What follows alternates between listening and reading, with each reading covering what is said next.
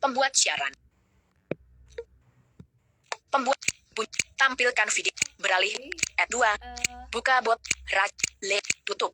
Kami akan tambahkan. Mudah-mudahan kali ini sinyalnya aman.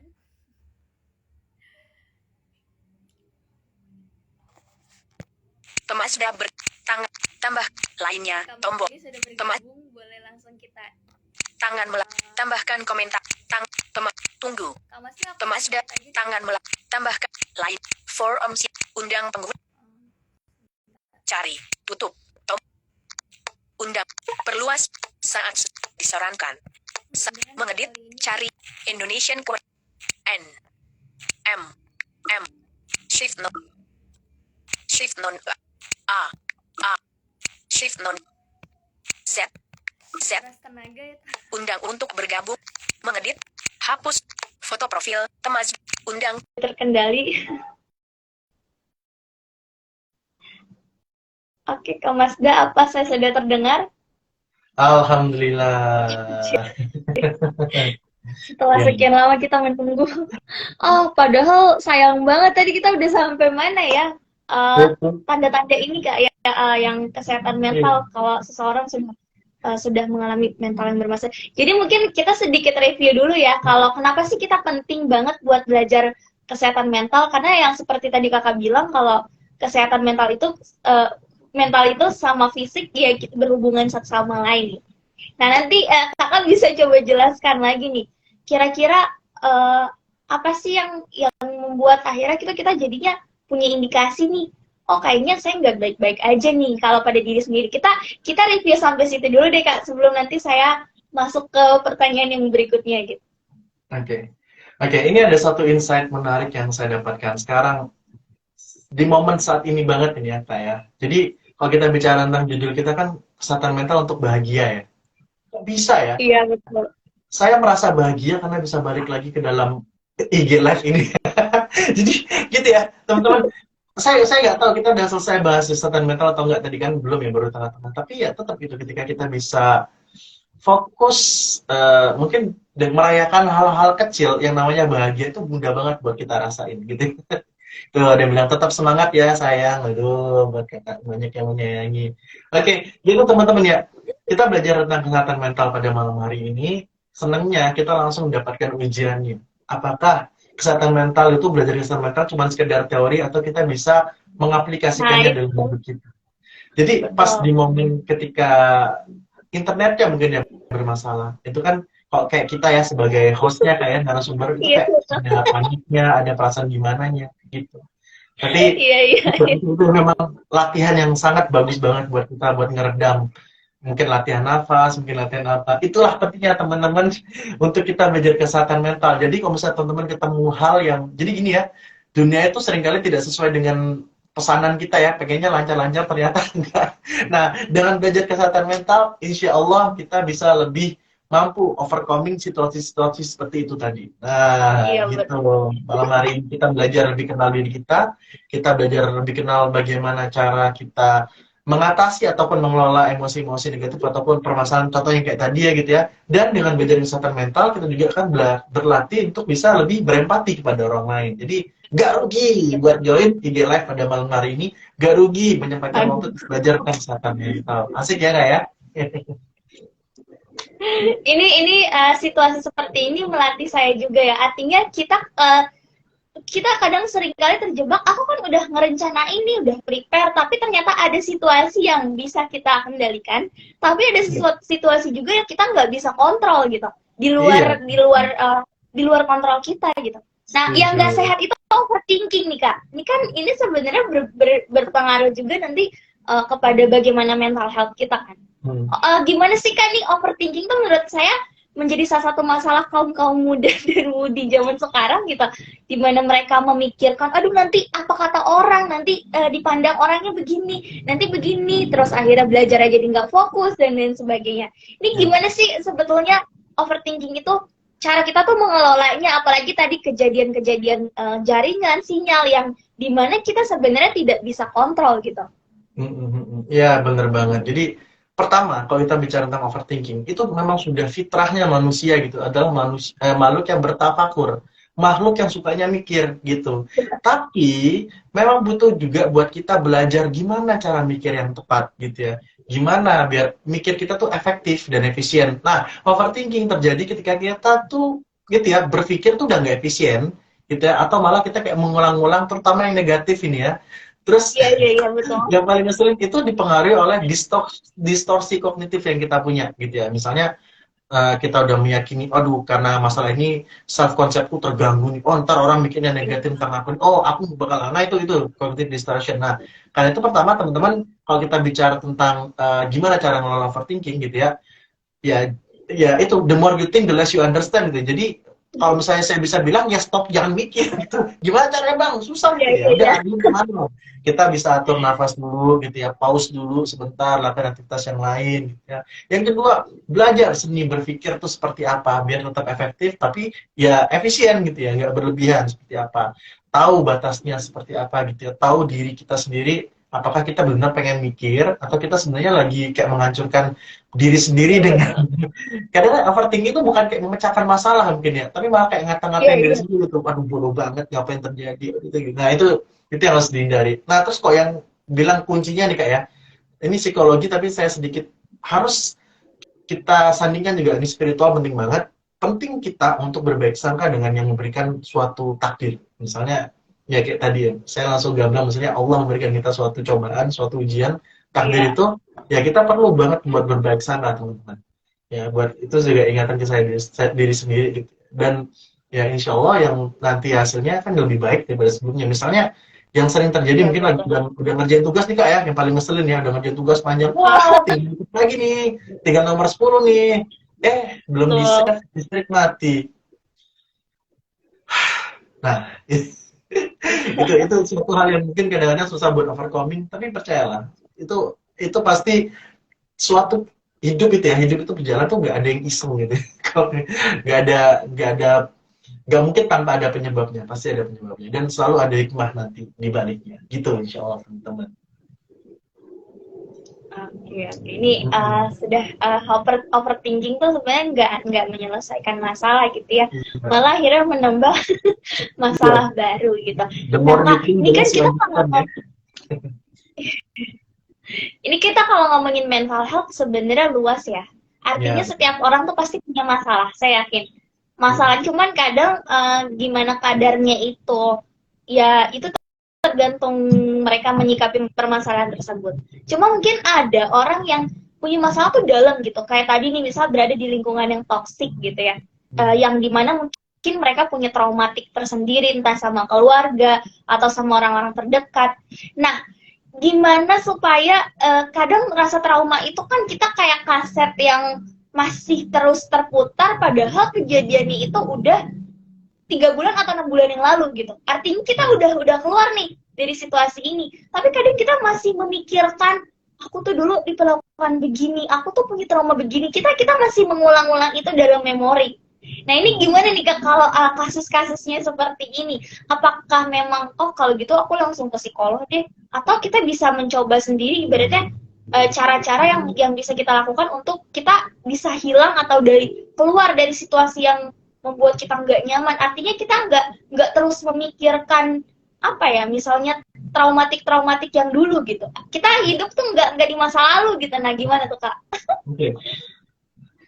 Saya mau pakai satu analogi yang cukup dekat ya, tapi mungkin akan membantu teman-teman aware kenapa ini bisa jadi perbedaan gitu. Ini terkait trauma, terkait apa ya. Ini wujudnya gini teman-teman.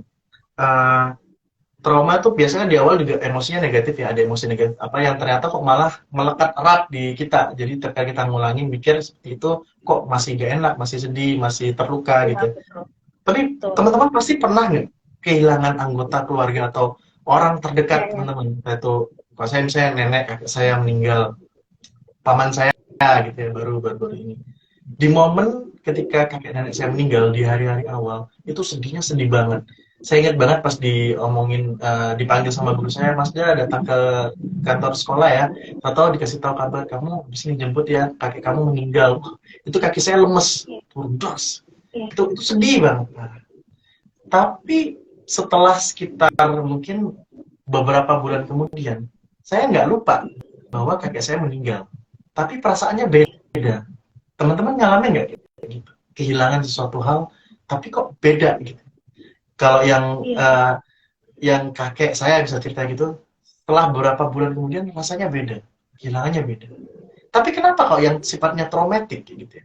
Sifatnya traumatik, sifatnya itu yang mungkin masalah lah gitu ya. Kenapa dia Iya, tuh iya. ingatan ada, tapi masalahnya tetap ada. Nah, kemungkinan besar bisa Betul. kita melihat dari tadi ya saya ambil contohnya tadi itu kalau di dalam yang cerita yang kakek saya sudah ada proses di mana saya menerima itu sebagai suatu kehilangan yang udah saya proses, saya Iya, iya. sedih, alamin, dan kemudian ingatannya nggak hilang, cuman rasanya sudah Iya. beda.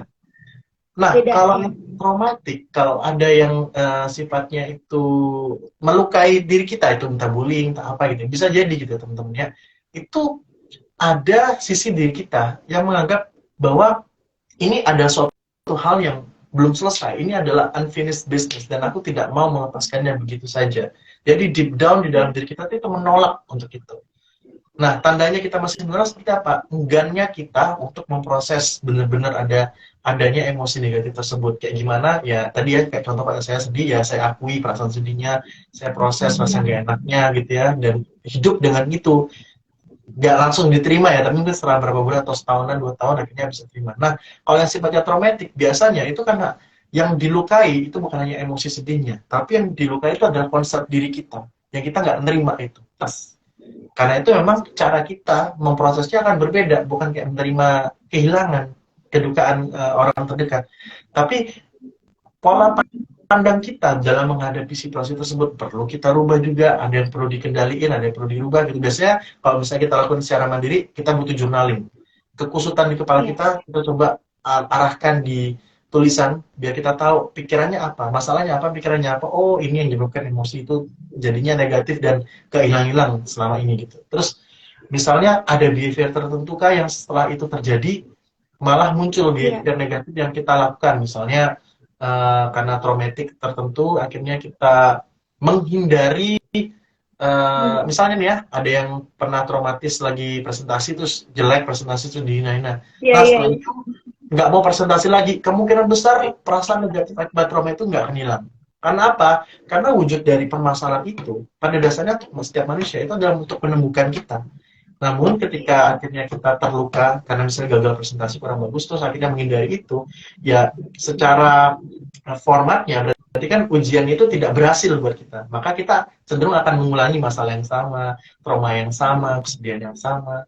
Yang paling sering kayaknya di kegagalan dalam hubungan ya misalnya gitu ya. Kalau misalnya unfinished business dalam relationship, kalau kita nggak tentang prosesnya, malah pelarian biasanya akan mengulang lagi, mengulang lagi, mengulang lagi. Iya, iya, betul. Malah kan ya memang lebih mudah jika kita ada tempat untuk kita konsultasi atau dengan psikolog, psikiater ataupun ahli-ahli yang di bidang itu karena akan membantu kita untuk memprosesnya dengan lebih baik lah istilahnya seperti itu, lebih firm Iya, gitu. betul, betul. Jadi, memang kalau trauma itu sebuah hal yang ya karena ibaratnya pastilah beberapa pasti mengalami traumatik itu entah Ya, dari keluarga, hubungan dan lain sebagainya. Nah, tapi kalau misalnya kayak uh, tadi nih kayak kakak bilang lingkungan yang toksik gitu. Nah, ya, mungkin kan kalau kayak pertemanan atau kondisinya misalnya persahabatan, oke lah ya kita masih bisa untuk meninggalkan dalam tanda kutip artinya kita ya udahlah, gue udah nggak mau lagi nih temenan sama dia. Mungkin kita masih bisa memutuskan jalan itu. Nah, tapi bagaimana kalau misalnya toksik atau ya sesuatu yang toksik itu kita dapatkan tapi mungkin berasal dari rumah. Nah, nanti kan kita misalnya nih kayak anak-anak misalnya remaja-remaja umur 15 tahun, 16 tahun yang mana mungkin kita tanggung jawabnya mungkin masih ada dalam keluarga tersebut atau mungkin kita juga tidak bisa keluar rumah gitu karena satu dan lain hal. Tapi yang lingkungan yang tempat kita tinggal itu misal toksik gitu. Nah, bagaimana nih kita bisa berhadapan dengan situasi seperti ini, kita misalnya tidak bisa keluar, kita juga harus bertahan di rumah itu. Nah, gimana nih Kak kalau seperti ini ya. nih, cabang-cabang? Oke, kalau situasi yang seperti itu ini beda ya. Kita nggak bisa mengendalikan apa yang di luar kita. Sebenarnya Iya, iya, semua betul, masalah itu betul. kita kan selalu diajarkannya, selalu kita diarahkannya untuk fokus apa yang bisa kita kontrol. Kalau situasi yang misalnya contoh yang tadi ya, mungkin yang biasa saya ajarkan itu adalah teknik mekanisme pengelolaan emosi, regulasi emosi biasanya dalam rumah. Karena ya udah otomatis susah juga gitu ya. Kalau misalnya kita mau merubah, kita nggak kayak gitu modelnya untuk Iya. nggak bisa keluar lah gitu ya. Kalau misalnya ini masih di kantor, di persahabatan, analoginya sama.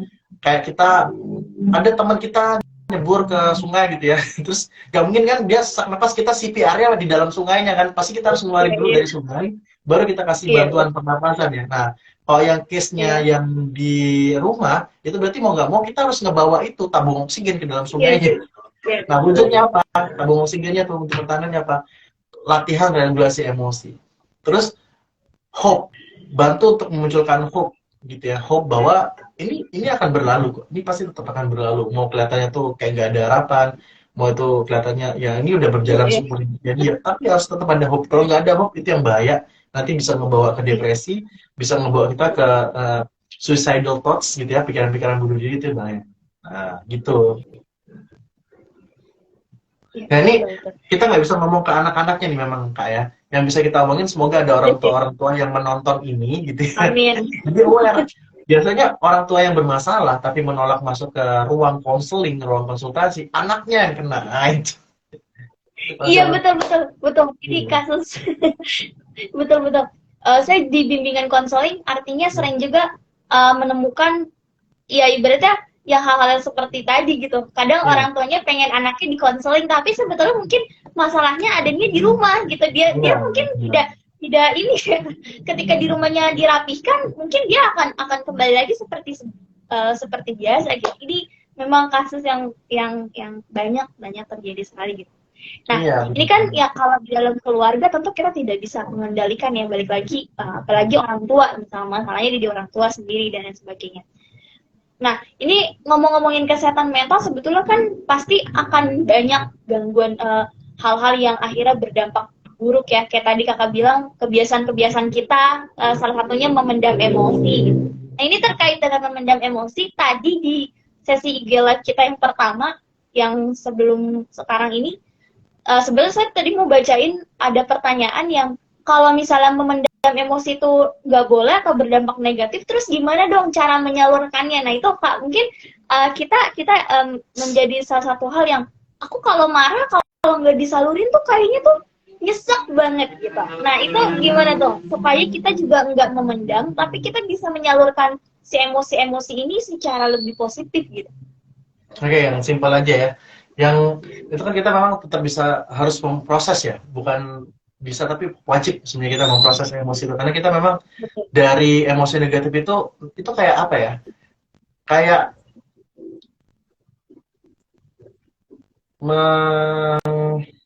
menuai gitu, menuai ataupun memanen. Setelah kita bekerja keras menikmati emosi negatifnya, setelah itu emosi positif akan lahir tuh. Wah, kebahagiaannya akan lahir dari situ, akan kita panen. Nah, gimana prosesnya teman-teman? Kalau yang paling sederhana, kalau misalnya yang teman-teman bisa coba lakukan sendiri, just do journaling.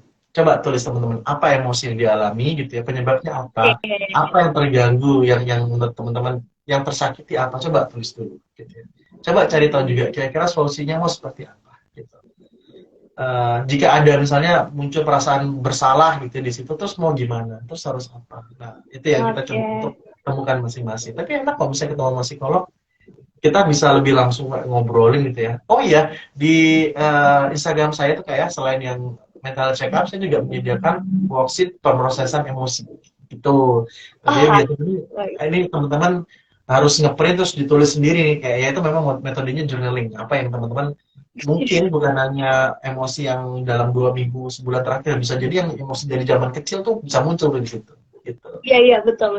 Ya. Kita emotional detox lebih baiknya teman-teman seperti itu ya. Oke, olahraga juga bisa bantu untuk menurunkan energi negatifnya. Akibat kita menyimpan emosi negatif terlalu lama, itu olahraga bisa bantu buat nge-release. Gitu. Nanti mungkin pas di akhir ada 5 sih ya, ada 5 activity gitu yang Rahel sempat tanyain kan, kira-kira apa ya yang bisa dilakukan langkah sederhananya, itu ada juga. Iya betul. Jadi ini boleh misalnya teman-teman mau mencoba, ini di Instagramnya Kak Mazda, ini sebenarnya banyak ya yang didapat, artinya kita ya banyak wadah-wadah yang menyediakan hal-hal yang seperti ini gitu. Mungkin ada orang yang nggak bisa ke psikolog dan lain-lain sebagainya gitu. Banyak sebetulnya wadah-wadah atau tenaga ahli yang menyiapkan fasilitas seperti ini, sebetulnya sayang banget kalau nggak kita manfaatkan, karena masalah pasti ada setiap hari, pasti sebetulnya masalah itu akan tetap ada gitu. Cuman nah ini gimana nih, kadang kita perlu bantuan juga dari tenaga ahli. Jadi teman-teman bisa dilihat tadi di Instagramnya Kak Masda ya. Nah ini balik lagi nih, oke, berarti kita untuk nggak memendam emosi tuh kita bisa journaling, artinya kita bisa eksplorasi lagi ke diri kita sendiri. Apa sih saya tuh marah kenapa, misalnya apa yang bikin saya marah, terus saya harus ngapain nih gitu. Jadi mengeluarkan emosi itu bukan berarti kita melampiaskan juga ke orang lain gitu ya, kayak kadang kan kita menganggapnya ini harus dikeluarin, ini harus dikeluarin gitu, tapi bukan berarti kita jadinya melampiaskan atau marah-marah juga ke orang lain dengan hal-hal yang, dengan saluran-saluran yang tidak baik gitu. Marah itu adalah satu emosi yang unik ya Kak ya. Jadi gini teman-teman, perlu dipahami, bisa kemungkinan marah itu sebenarnya adalah pintu yang kalau misalnya kita gedor, terus kebuka, malah kelihatan emosi aslinya itu apa. Biasanya tuh ada perasaan sedih yang mendalam selama ini gitu ya. Tapi karena nggak keluar-keluar, munculnya marah gitu. Iya, betul. Menarik sekali tentang marah ini. Tapi kan berarti jadi marah-marah terus marah-marah gitu. Itu bahaya. Jadi marah itu ya tetap bisa kita proses dengan cara journaling, kita eksplorasi rasanya seperti apa. Kita bisa berbicara pada orang lain juga, emang apa gitu ya yang sedang kita alami. Itu kalau misalnya kita diskusi sama orang lain sangat-sangat efektif ya. Kalau misalnya ke orang yang tepat ya. Kalau orang yang nggak tepat bahaya gitu. Kita dibilang kurang bersyukur lu, aduh gitu lagi. Iya. Nah ini mitos nih Kak. Ada satu hal yang kita harus perjelas juga di sini, bahwa kayak tadi nih Kakak ngomong kurang bersyukur gitu. Mungkin ada lagi istilah-istilah yang sama, lemah iman gitu. Artinya banyak orang yang depresi, terus dia merasa putus asa karena kita menganggap dia kurang iman. Nah itu sebenarnya ada kaitannya nggak sih? Atau sebetulnya ya kaitan-kaitan seperti itu memang tidak ada. Toh banyak misalnya orang-orang yang katakanlah bagus, dia ketika dia depresi bisa aja gitu. Oke. Jadi pertama, kalau kita bilang ada hubungannya, ya kalau kaitannya kuat banget. Bahkan saya sangat percaya spiritualitas nggak mungkin bisa dilepaskan gitu ya. Cuman yang jadi kendala adalah ketika kita bilang kurang bersyukur tapi nggak menjelaskan sebenarnya kondisinya bersyukur itu seperti apa gitu, harusnya bagaimana. Itu yang ada malah kayak penghakiman yang prematur gitu, bikin orang tuh malah tambah ngedown gitu. Terus yang kedua teman-teman, itu sangat kaitannya besar, tapi kadang-kala itu ada yang mungkin kaitannya tuh bukan di kurang bersyukur gue ya, kurang imannya bukan, tapi justru apa? Karena kondisi traumatis di masa kecil itu terjadi gitu ya, yang genetik berarti yang pengalaman masa kecil, yang akhirnya ketemu trigger dikit kayak gitu, akhirnya langsung depresif kayak gitu. Nah itu kan nggak ada kaitannya sama sekali dengan pengalaman di masa kini itu ya, yang misalnya kurang bersyukur atau apanya, memang sudah ada dari dulunya. Ya dengan demikian memang butuh ada pengobatan, butuh ada konsultasi terlebih dahulu gitu baru. Nah ini juga pelajaran buat kita semua teman-teman, jauhkan diri kita dari gerakan-gerakan penghakiman prematur gitu, apalagi kita kaitkan dengan keagamaan, dengan apa gitu. Kalau kita nggak punya ilmu spesifiknya, kita punya ilmu yang jelasnya solusinya seperti apa gitu, maksudnya bersyukur itu seperti apa gitu. Tapi memang kalau kita jelaskan lebih gamblang, ini maksudnya belajar untuk melihat hal-hal kecil yang kita jalani. Kita tahu bahwa otak kita memang didesain untuk lebih banyak ngeliatin yang negatif gitu ya Kak ya. Dengan kita gratitude journaling gitu, membuat jurnal hal-hal positif kita alami setiap harinya, itu kan bahasa lain dari bersyukur ya, itu akan membantu kita lebih menyeimbangkan otak kita. Karena otak kita tuh memang didesain itu Kak, untuk survive. Jadi untuk kita bisa survive, otak kita didesain untuk lebih ngeliat yang negatifnya, untuk ngelihat yang resikonya seperti apa. Nah gitu, jadi bersyukur sangat membantu di situ. Tapi jangan penghakiman langsung tutup bilang, wah kurang bersyukur, wah itu bisa tambah bahaya tuh, bahaya. Ya betul.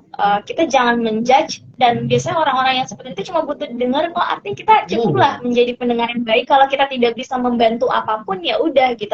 Jangan akhirnya kita jadi memperparah kondisi emosi kita juga gitu ya Kak ya. Benar, bisa ngedrop itu bahaya banget. Terus kita Terus, juga jangan diagnose ya. Nih kayaknya kamu bipolar nih. Nah itu aduh, kita bukan tenaga ahli, jadi jangan pernah mendiagnose orang lain, apalagi kita self diagnose ke diri sendiri seperti itu. iya Nah ini bahaya banget itu Kak. Bom itu. iya ya. Nah ini ada yang lupa Kak, yang tadi kita sebelumnya. Jadi tadi tuh sebenarnya ada dua pertanyaan nih.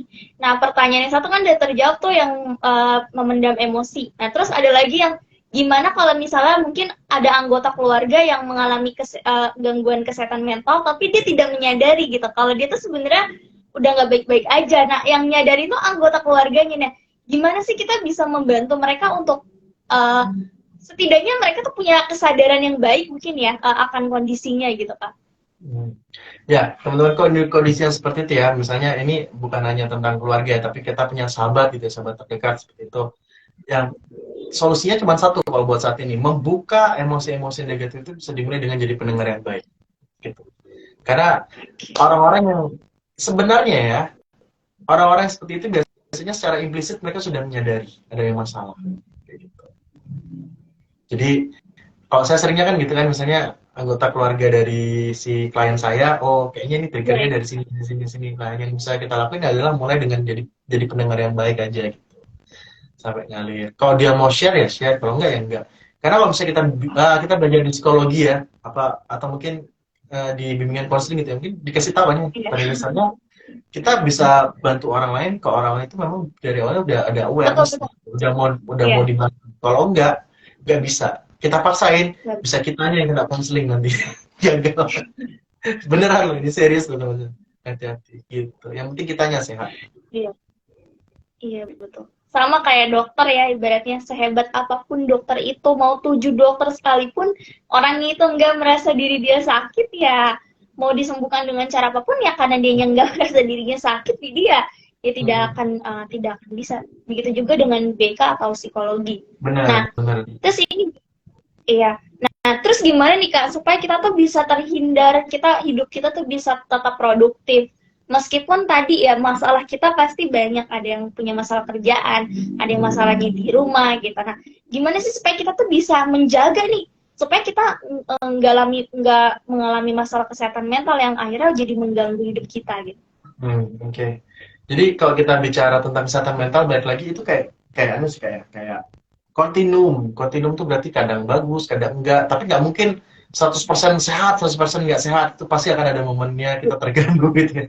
Nah, kalau dari saya sendiri gitu ya, mungkin yang pertama perlu dilakukan gitu ya, masukin habit untuk terus bertumbuh, growth habit gitu ya di dalam kehidupan kita. Contohnya apa gimana gitu ya. Rutin ngikutin IG live yang seperti ini. Nah, karena ini bisa bantu kita buat selalu aware. Oh iya ya, ada kemungkinan saya sakit. Oh, iya ya saya masih bisa bertumbuh, saya bisa belajar gitu. Itu kalau secara mindsetnya ya. Jadi please banget punya habit untuk terus bertumbuh karena itu yang akan bantu kita nggak stagnan di dalam masalah-masalah kesehatan mental. Itu dengan latihan ikut kayak gini, kemudian latihan meditasi, kemudian latihan baca-baca buku, olahraga, itu bisa bantu kita buat growth diri kita gitu ya. Nah, tapi kalau misalnya secara simpelnya dia behavior yang gampangnya ada 5 nih teman-teman, aktivitas bisa bantu kita untuk bisa menjaga kesehatan mental kita ataupun handling stres dengan lebih baik. Satu,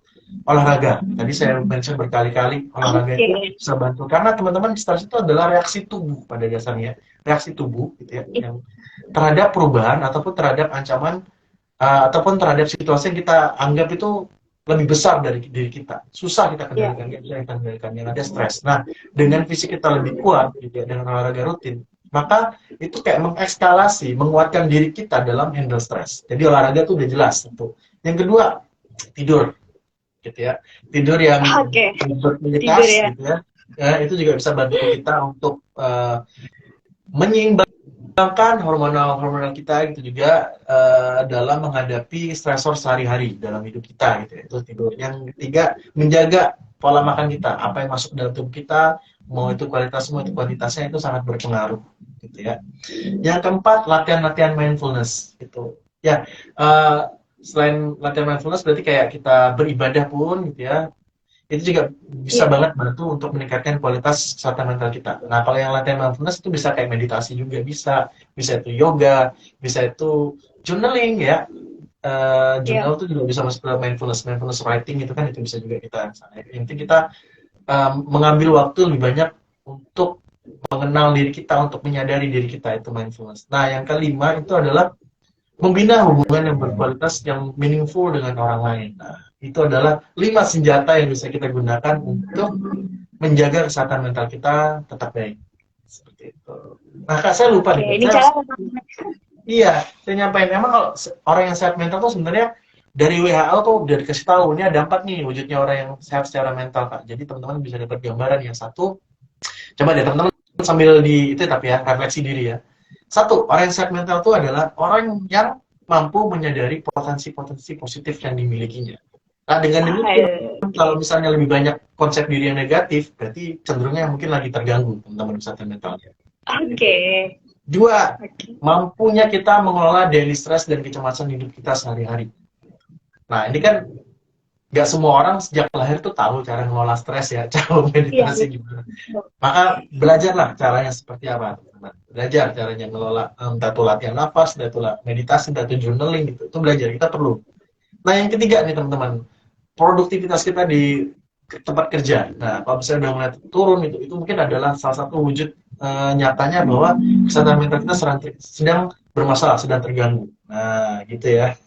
Udah kayak gitu, kalau misalnya bermasalah di tempat kerja, biasanya ya penghasilan juga jadi kena gitu, gitu ya. Jadi penting banget buat teman-teman sadari. Nah, yang keempat ini, yang mungkin kita nggak sadari, tapi mungkin ini yang Kak lakukan ya saat ini ya. Ini adalah menjadi memberikan kontribusi yang positif kepada komunitas kita, kepada sosial kita. Nah, jadi orang yang mau lebih sehat secara mental, secara kesehatan mentalnya itu lebih bagus gitu ya.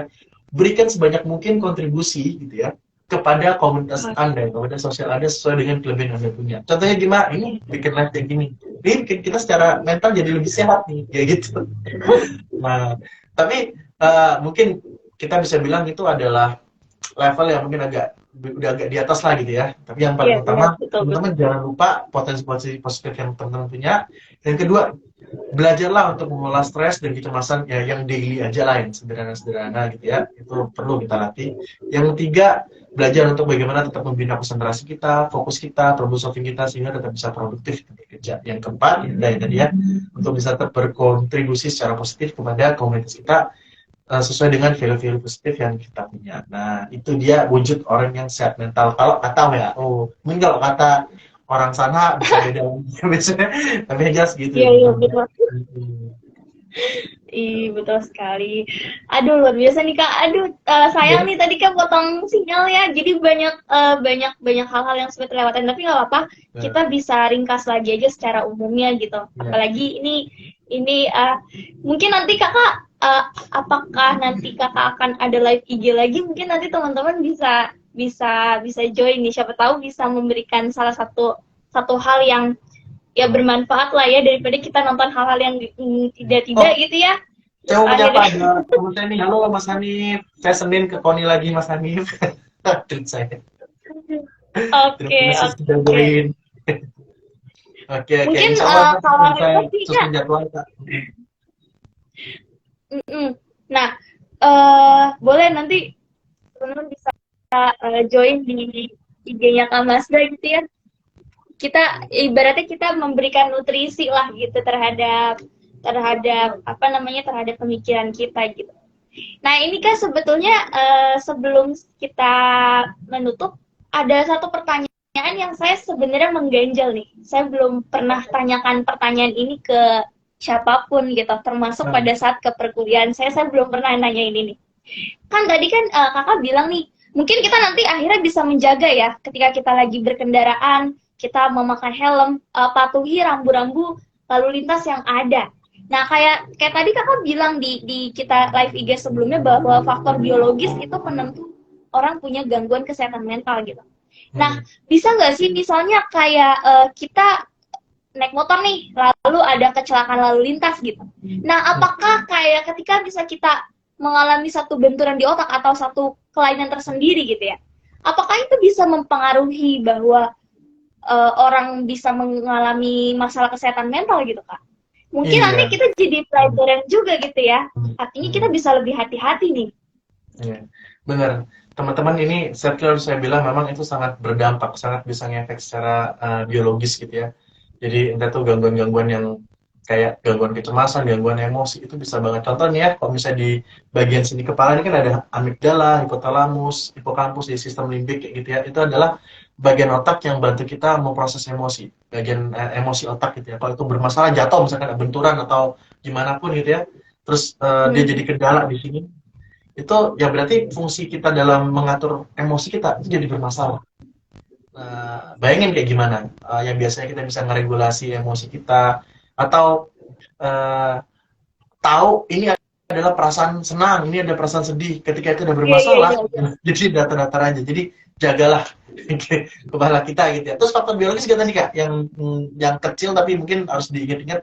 Contoh kita kalau lagi sakit gitu ya, kalau lagi sakit kan biasanya mood jadi ikut low juga. Yang lebih real lagi kita hadapin setiap harinya mungkin ya, kecuali sebelum puasa. Pas lagi lapar, waduh, pas lagi lapar, hungry man is an Betul, angry betul. man. Pas lagi lapar jadi gampang marah kayak gitu. Nah, tapi alhamdulillah teman-teman kok. Tadi kan yang negatifnya ya, positif dari situasi yang biologis ini, biologis yang bagus juga itu mempengaruhi kesehatan mental kita. Puasa ini itu bisa bantu untuk meningkatkan eh, kemampuan kita dalam handling stres, gitu kak. Jadi di hari-hari awal puasa kemarin saya kan bikin live, saya ngomong ini hasil-hasil penelitian tentang puasa di bulan Ramadan, ibadah di bulan Ramadan terhadap kesehatan mental, dan itu banyak banget yang penelitian-penelitiannya kayaknya lebih banyak dari daerah Timur Tengah gitu kayaknya ya, yang nunjukin puasa pas di awal memang agak berat gitu ya, tapi itu bantu kita buat menekan insulin kita Iya. gitu ya, yang akhirnya hormon kortisol kita itu jadi lebih rendah. Hormon kortisol itu adalah hormon yang biasanya bertanggung jawab terhadap kemunculannya stres. Nah, puasa ternyata bisa mengintervensi si kortisol itu, hormon stres kita. Jadi orang-orang yang puasa biasanya kan jauh lebih calm, lebih damai gitu ya. Itu kalau berpuasa ya, bukannya sekedar nahan makan. Kalau orang nahan makan beda. Ada sepele nyentil lah gitu teman-teman. Siapa tahu ada yang puasa cuma nahan makan aja. Gitu. Apa Oke, lagi ya oke. Ya, biologis jadi ya. Gitu ya. Kurang lebih gitu lah. oke, ya oke. Berarti harus lebih hati-hati ya yang pakai helm, jangan di apa namanya, jangan diabaikan kali karena otak kita tuh pusat yang paling penting banget dalam mengatur kehidupan kita gitu ya. Nah, oke. Ini sebenarnya kita ngomongin masalah kesehatan mental tuh kayaknya nggak cukup 1 jam gitu ya. Kayaknya masih kurang gitu. Tapi nggak apa-apa. Mungkin nih Kak Masda bisa sangat-sangat membantu banget dengan adanya tadi wadah-wadah seperti ini, bisa membantu teman-teman yang sedang mengalami gangguan tertentu atau masalah tertentu seperti itu ya. Boleh nanti dicek di IG-nya Kak Masda untuk lebih lanjutnya seperti Iya, apa di gitu. link yang ada di Instagram saya teman-teman itu bisa diklik, ada tes-tes gratisnya, ada Yes. worksheet gratis. Oke, oke, bisa ya teman-teman ya. Jadi nggak perlu susah-susah lagi, udah nggak perlu, jangan ditahan-tahan lagi. Selama memang ada wadahnya, kita kenapa enggak sih manfaatin wadah tersebut gitu. Iya, Mumpung benar mau banget. lebaran, kita lebaran harus dalam keadaan bahagia ya teman-teman ya. Iya, iya Oke, banget. kira-kira nih Kak Masda, pesan-pesan apa sih yang mau dibahas gitu? Mungkin apa ya namanya ya, mewakili lah dari yang kita pembahasan-pembahasan yang sebelumnya gitu. Oke. Kalau di sini followernya kakak itu kira-kira usianya berapa ya? Oke, kalau aku sih biasanya banyak kan anak muda ya Kak, di Hmm, antara 18-an, 19-an, artinya remaja. Tapi orang tua juga ada, cuman mungkin memang banyaknya ya 17-18-an gitu. Anak-anak oke. remaja lah, remaja atau ke dewasa-dewasa awal, Hmm, dewasa oke. muda. Dan kalau itu saya langsung ngomongin aplikasi dari kesehatan mentalnya nih ya, untuk menghadapi yang mungkin yang lagi naik daun adalah lebaran anxiety dalam menghadapi pertanyaan-pertanyaan. Oke, teman-teman. Jadi gini, buat teman-teman yang nanti udah mau mendekati masa-masa Lebaran gitu ya, coba cek lagi IG hari ini gitu ya. Kan di save ya kayak, buat di save lagi ya. Ini coba untuk Aku hari nanti ini ya. izin masukin ke YouTube juga ya Kak. Oh ya boleh silakan. Ini bisa di tag juga saya kayak di Instagram saya juga biar Oke, muncul ya. Ya, ini buat oke. teman-teman. Jadi setidaknya tuh buat ingat kembali bahwasanya menjaga kesehatan mental penting gitu ya. Kemudian ada latihan-latihan kayak misalnya di waktu-waktu mendekati Lebaran gitu ya, coba tidurnya dibikin lebih teratur, banyak zikir juga, mindfulness gitu kan, makanannya juga lebih dijaga seperti itu. Ini bukannya saya mengajarkan untuk antisipatif pertanyaan-pertanyaan yang mungkin menyerang di Lebaran gitu. Tapi gitu ya teman-teman ya, bukan itu tapi kiranya teman-teman secara fisik dan mental mungkin akan lebih siap dan tidak memberikan respon yang mungkin bisa menyakiti orang lain juga gitu. Karena teman-teman strong. Ingat ya tadi pas kita di tengah-tengah atau internet mati terus kita balik lagi, Jaringannya. ya, kurang lebih gitu tuh. Kita kan nggak tahu ya kedepannya mau seperti apa, tapi kurang lebih ya atau ya kayak tentang lebaran yang saya ini banyak di request sama teman-teman saya juga bilangin ya tapi gitu. Saya juga bingung sih. Dan Oke. tapi karena lebih gitu teman-teman. Gitu. Oke, oke. Yang penting teman-teman pantau aja Instagram Kak Mazda. Ih, luar biasa loh ini sharing-sharingnya bermanfaat banget. Aku sampai ya ibaratnya apa ya bisa belajar juga gitu dari sini. Karena ibaratnya jujur ya Kak, kita BK di bimbingan konseling ibaratnya kita rawat jalan gitu. Nah kalau kita nggak punya faktor pendukungnya lagi, kita kadang susah untuk akhirnya memasuki ke mainstream yang seharusnya gitu. Tapi luar biasa teman-teman boleh bisa diaplikasikan apa yang tadi sudah dikatakan sekaligus boleh ini Kak Mazda sudah menyiapkan wadahnya ya. Nah, sebelumnya Kak Mazda terima kasih banget. Aku izin nanti buat share di YouTube nanti bisa aku tag juga ya ke kakak gitu. Ini kalau di IG Live-nya sendiri bakal ditaruh di postingannya Rahel juga nggak? Taruh Kak. Oh, bisa Aku taruh tag-nya juga biasanya. nggak gitu biasanya? As kontributor gitu. Soalnya seru banget ya Iya. kita bahas malam ini, saya seneng banget. Iya. Tapi mudah-mudahan tadi yang masalah sinyal tidak terlalu berpengaruh ya teman-teman ya. Karena Itu ini seru latihan banget. kita untuk belajar mengendalikan diri. Terutama saya lumayan ya ini dalam waktu berapa menit 10-15 menit harus terhabiskan dengan hal-hal yang seperti itu. Tapi nggak apa-apa ini latihan kita bisa nggak mengkondisikan keadaan supaya bisa tetap tenang dan tidak panik gitu ya. Nah, oke, sebelumnya terima kasih ke Mazda yang luar biasa banget pembahasannya. Mudah-mudahan kita semua bisa tercerahkan gitu ya, terutama buat orang-orang yang memang punya masalah kesehatan mental bisa cepat untuk pulih, ibaratnya bisa sama-sama bisa lebih baik lah ibaratnya. Terima kasih, mohon maaf lahir batin ya Kak. Mohon maaf lahir batin teman-teman. Lanjut lagi menikmati ibadah Ramadan yang mungkin tinggal seminggu lah lebih ya, semingguan lah ini ya. Seminggu lagi, ya betul. Nah, terus tadi yang paling menarik saya bilang yang berbaik sangka dengan prosesnya ya, itu aja. Iya betul. Ya pada kesimpulan tema kita hari ini menjaga kesehatan mental agar hidup lebih bahagia ini sebenarnya penting ya teman-teman kesehatan mental untuk dipelajari karena tadi kesehatan mental berkaitan dengan kesehatan fisik. Artinya mental fisik kita juga mempengaruhi satu sama lain.